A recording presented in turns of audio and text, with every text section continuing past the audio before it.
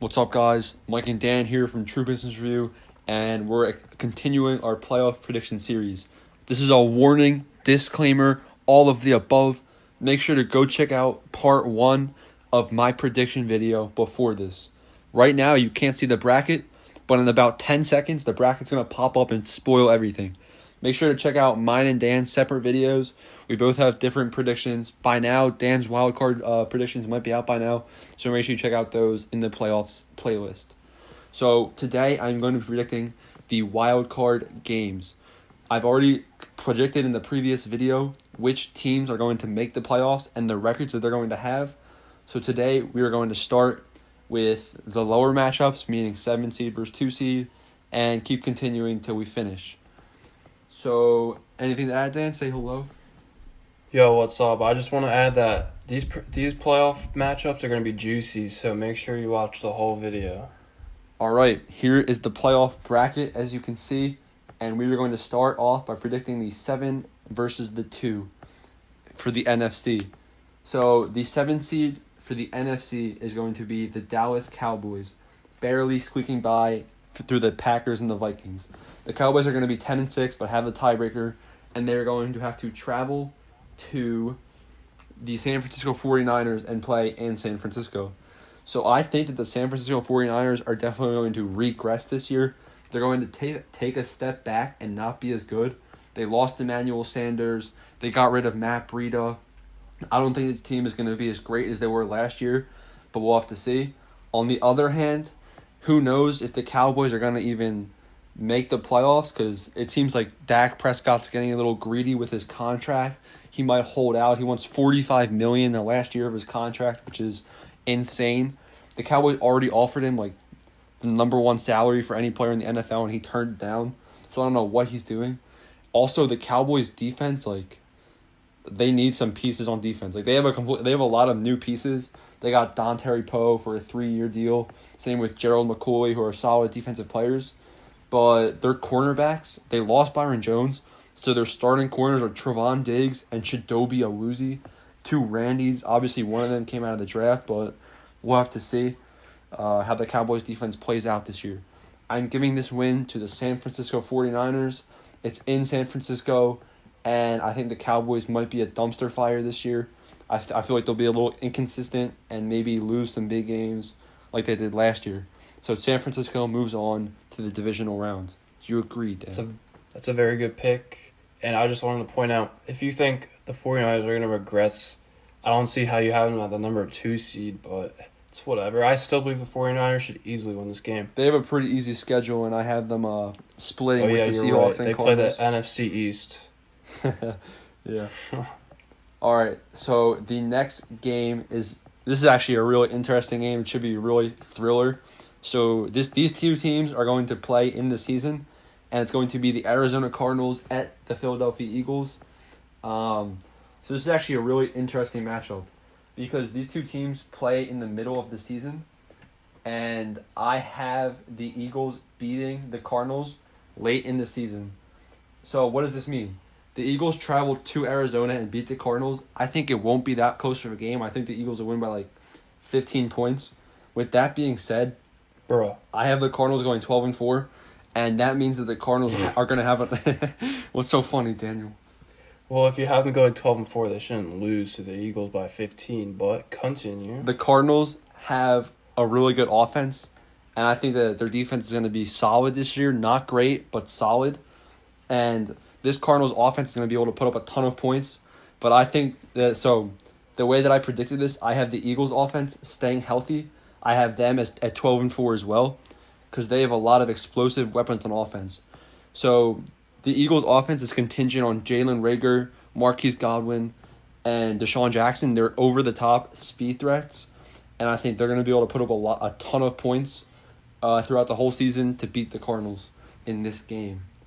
Any thoughts, Daniel? Honestly, I think this matchup is a fantasy of yours, but if this wasn't Philly, I do believe the Eagles would definitely win this game, no doubt about it. All right, so that leaves us with a divisional matchup of the Eagles and the 49ers, and this game will be played in Philadelphia. Moving on to the third NFC matchup, It is the Seattle Seahawks versus the Detroit Lions. Now, Wouldn't that game be in San Francisco, though? No, I have the... Oh, actually, it would be in San Francisco. You are correct. All right. Yes. So I have the Lions making the playoffs, and some of you guys are probably going to be like, what the heck? Why are the Lions in the playoffs? So the Lions are the 4th seed, and they win their division by 1 game, and the Seahawks are the 5 seed. Seahawks 12-4, Lions 11-5, but this game is played in Detroit.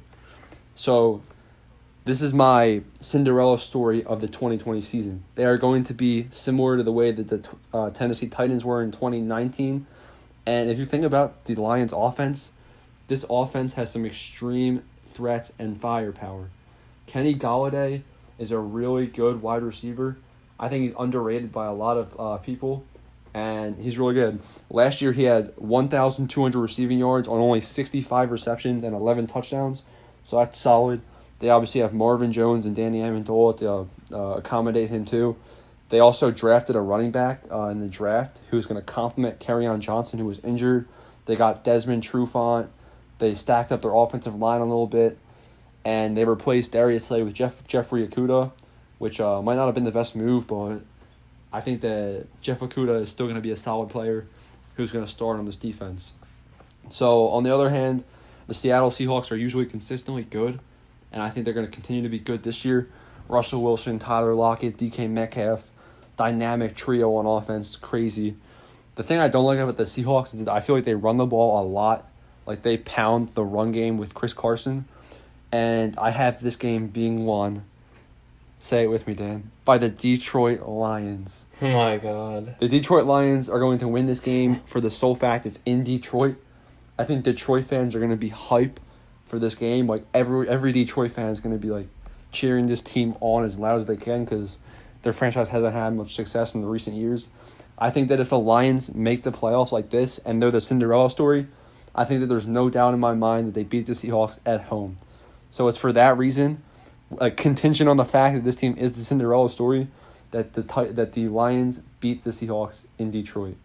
What do you think, Dan? So I believe the Seahawks are going to be better than you think they are, but let's say that they're at the scale where you think they are, and this game isn't Detroit. I honestly agree with you. I think the Lions would beat the Seahawks at home. It'd be a hype game to watch. And yeah, so easy win for the Lions, honestly. All right.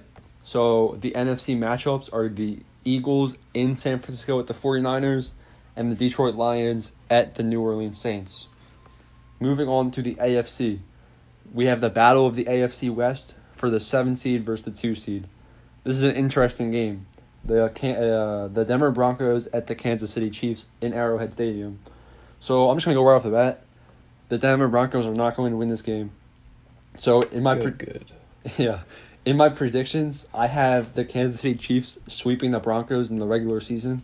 So I have the Denver Broncos going 9-7 and making the playoffs, and the Kansas City Chiefs going 12-4.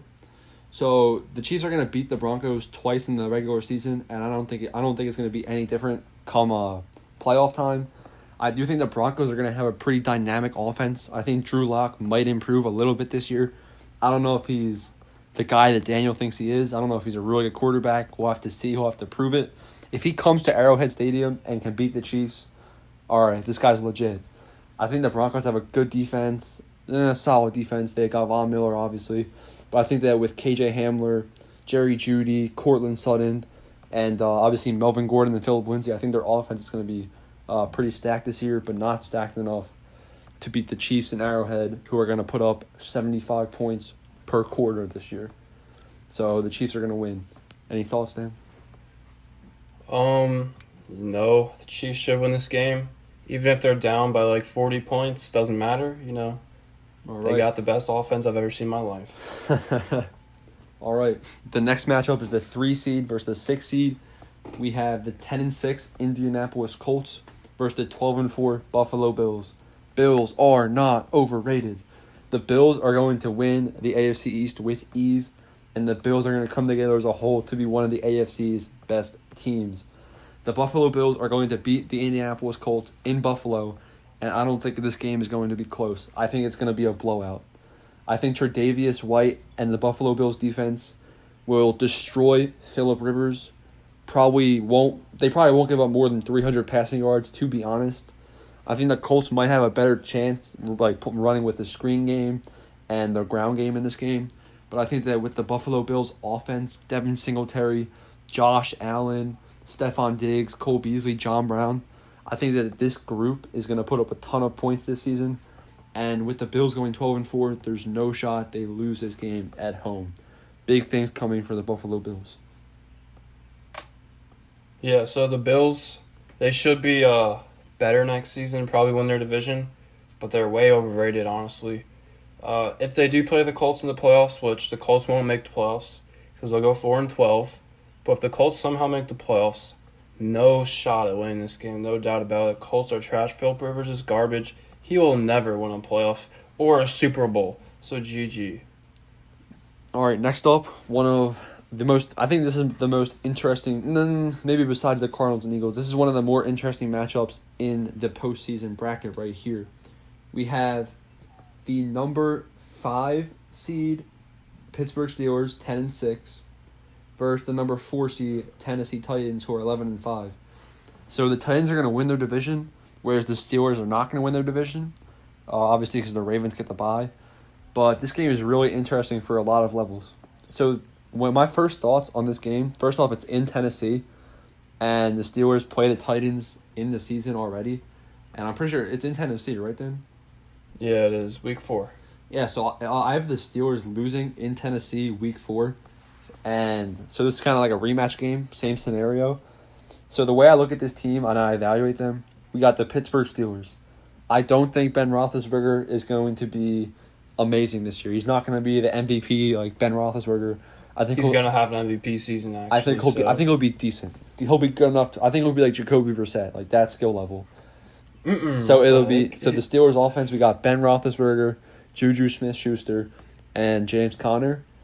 And on the Tennessee Titans side, we got Ryan Tannehill, I think him and Roethlisberger are the same level.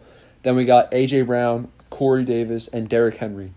I'm going to give the slight nod to the Tennessee Titans offense. I think they're better. On the defensive side, the Titans have a stacked defense. What's that guy's name down on the Titans defense? The safety. Malcolm Butler? No, that's a cornerback. I know Malcolm Butler's a really good safety, but decent cornerback. But the Titans have a Pro Bowl safety who I think is going to shut down the Steelers. And I think the Steelers also have one of the best defenses in the league. I'm going to give the nod to the Steelers' defense in this. So the Titans have the better offense. Steelers have the better defense. So, what do you turn to next? It's in Tennessee, and the Titans already beat the Steelers once. Oh, and also the Titans' safety name was Kevin Byard. Kevin Byard's one of the better defensive players in the whole NFL, just in case you were wondering. I'm going to give this win, say it with me, Dan, to the Tennessee Titans. Pittsburgh Steelers. No. Tennessee Titans are going to beat the Steelers twice this season. And honestly, I can't see Pittsburgh beating Tennessee in the playoffs unless Ben Roethlisberger is, in the peak form of his life, which does not seem reasonable considering he is 38 years old. All right, so summing up the AFC divisional matchups, the Kansas City. Let me elaborate. Oh yeah, go ahead. A little bit. All right, I can make a whole 20-minute video about the Steelers-Titans game week 4. And I can see the Pittsburgh Steelers winning that game and losing that game. And I think they'll probably lose it. But if this game was to happen in the playoffs in Tennessee once again, I can absolutely not see the Pittsburgh Steelers losing this game. They're easily going to win this game. Their defense is 10 times better. Defense wins championships. It's common sense. Their rush game, going to destroy Derrick Henry. Minkah Fitzpatrick, Joe Hayden, going to destroy A.J. Brown. There's no one else besides Corey Davis. It's common sense. They can't run the ball against Pittsburgh, and if Titans can't run the ball, then they don't win games. We saw that against the Chiefs, which is why the Pittsburgh Steelers are going to win this game. Their offense is going to be better, no doubt about it. Yeah, but Ben Roethlisberger. All right. What? All right, so that leaves us with the divisional round matchups of the Buffalo Bills at the Kansas City Chiefs is going to be one of the matchups, and then the Tennessee Titans at the Baltimore Ravens. Can they pull off what they did in 2019 and upset them again? You'll have to wait and see. Next episode is going to be the divisional round matchups. That'll probably be out in 1 or 2 days. Look for Dan's videos coming out next. So make sure you guys show your support on this video. Comment if you agree, disagree, what you would change, what you like. Make sure to hit that subscribe button for sure. Got anything, Daniel? Yeah, hit that sub, smash that subscribe button. Make sure you click the bell, ring that bell so hard that you get notifications every day. Easy. All right. See you later, guys. Thanks for watching. All right, adios.